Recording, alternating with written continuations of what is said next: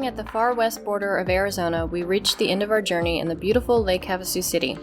Lake Havasu is named for the Mojave word Havasu, which means blue water. The serene view of the lake is a stark contrast to the dry desert surrounding it. At the south end of the city lies SARA Park. At first I thought this was just named in memory of somebody special, but instead SARA simply stands for Special Activities and Recreation Area. Well, whether you're on two wheels or two legs, or you and your four-legged friend are out there exploring, you will all enjoy the spectacular scenery throughout the park.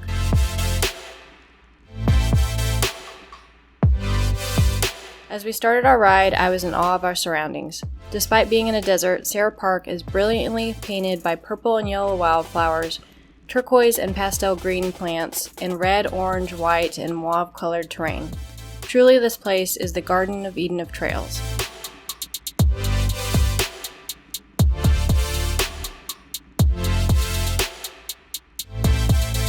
Every direction you look has a trail leading to the horizon. That being said, trail forks or some kind of GPS is key here if you want to stick to any one certain trail.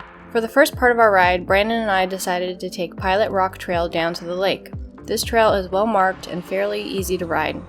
Other than some loose rock and a couple chunky wash crossings, it was pretty tame. Once we started to get a glimpse of the lake on our right, the trail began a flowy descent faster and faster towards the water.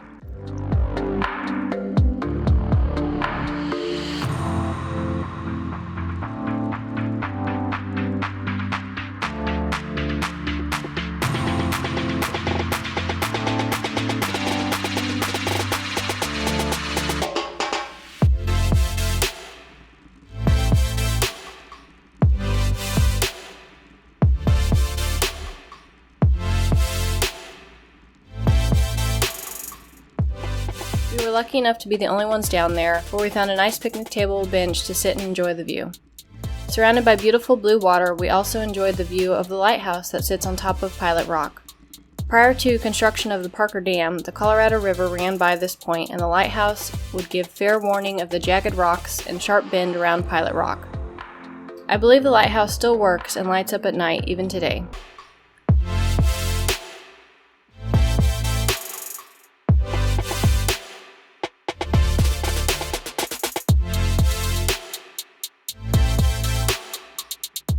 Then, just as we suspected, we had a grueling climb back up.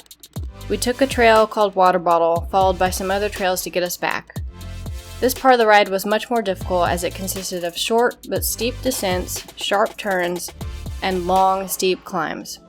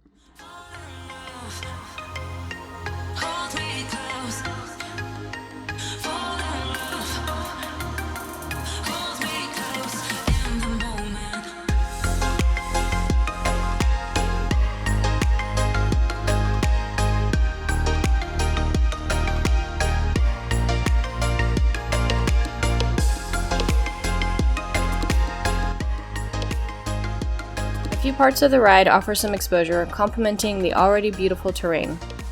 Instead of being on a ledge, the exposure was more along a gradual slope, but the loose rock and gravel made it just as intimidating.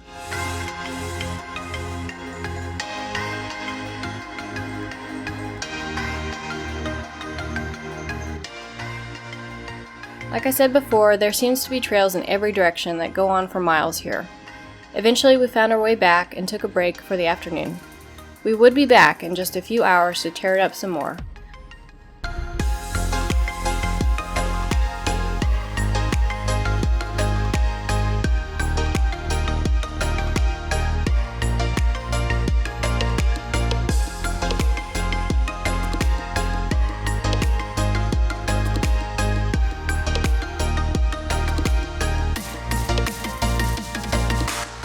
That's it for today's ride. Thank you all for watching. I'll see you in the next one.